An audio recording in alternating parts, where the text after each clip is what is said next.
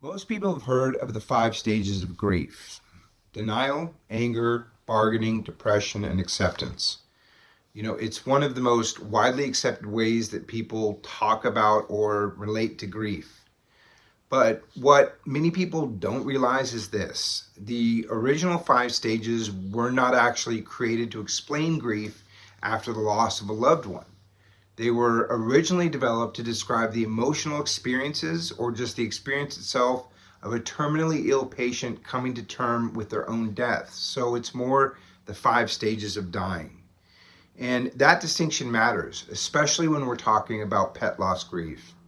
Because if we're using a model that wasn't even originally about bereavement, then it's no surprise that so many people that are grieving feel confused, misunderstood, or, maybe like they're somehow grieving wrong.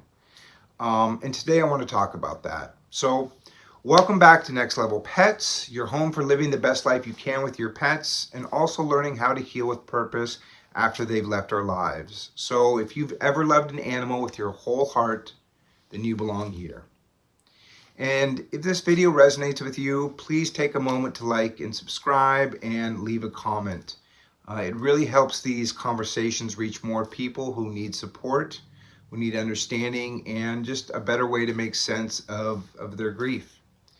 So the 5 stages are most closely associated with Elizabeth Kubler-Ross, who introduced them in her 1969 book called On Death and Dying.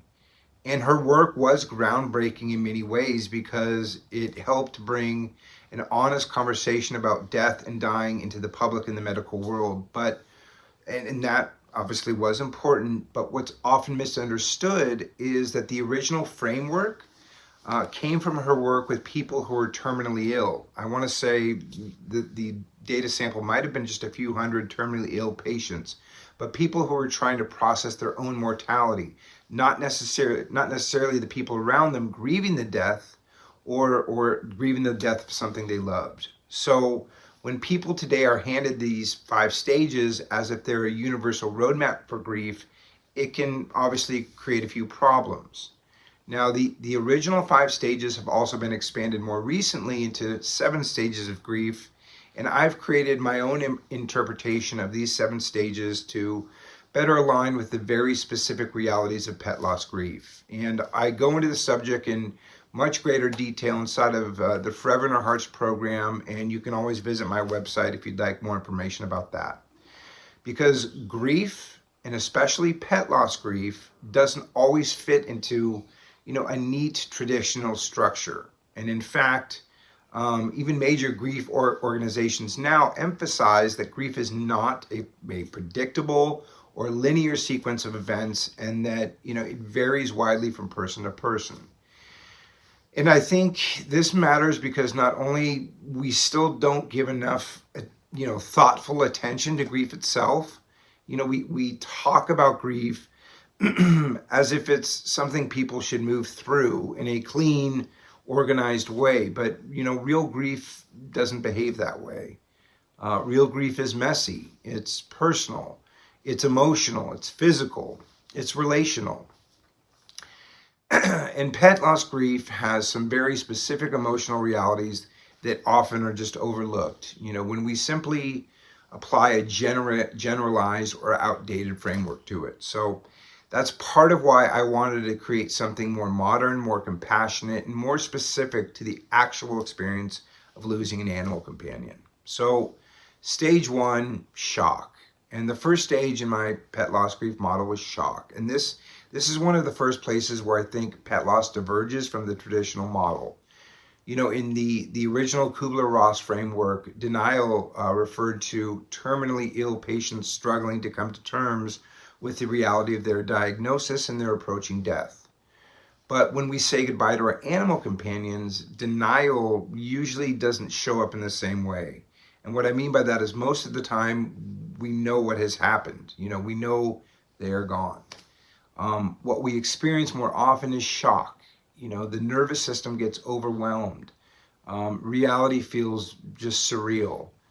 Time can feel strange. And even when we intellectually understand what happened, our whole being hasn't caught up yet.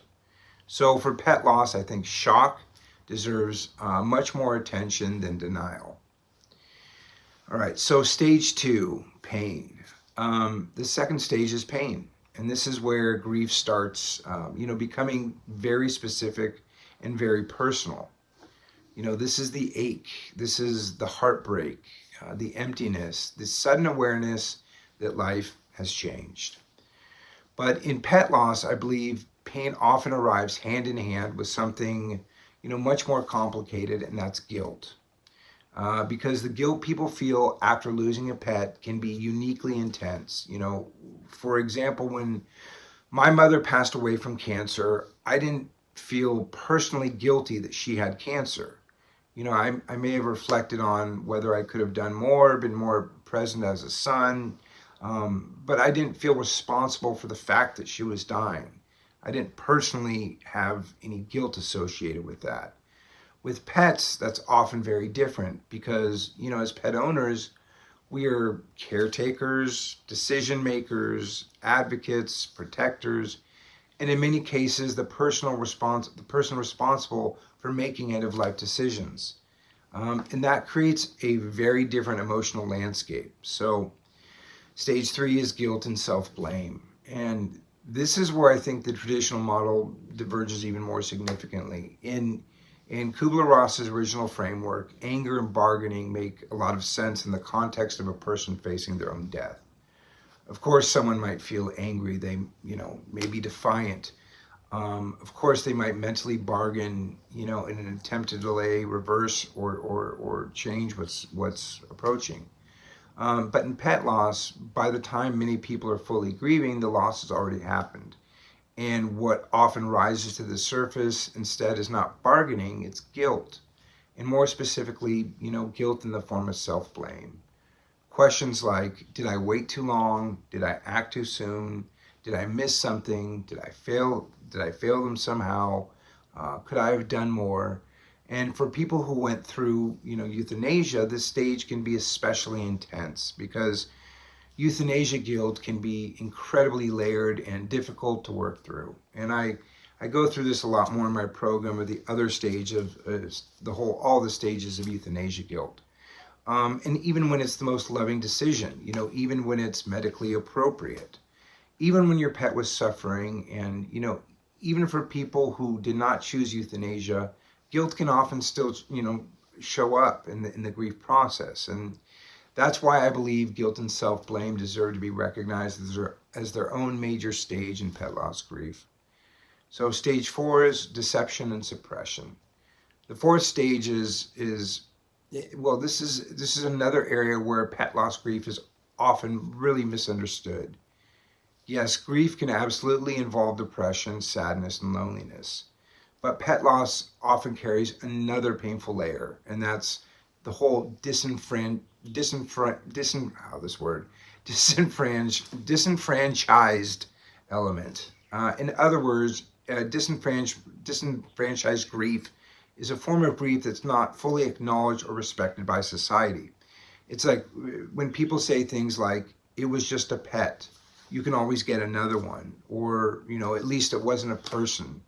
And because of that, many grieving pet owners start to, hide the depth of their pain.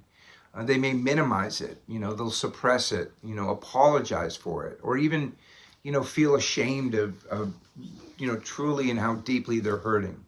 And this is why many, pet owners suffer privately and grieve in isolation.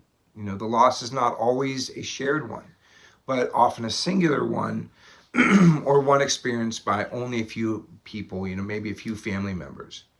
Someone, also may deceive other people or even themselves about how much this loss is actually affecting them.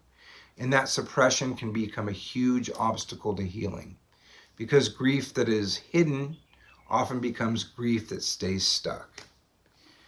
Stage five is the upward turn. And this is the stage where the first small glimmers of relief begin to appear. And not because the grief is gone, but because the person begins to have moments, small moments, where they can simply breathe again. Maybe they laugh for the first time without guilt.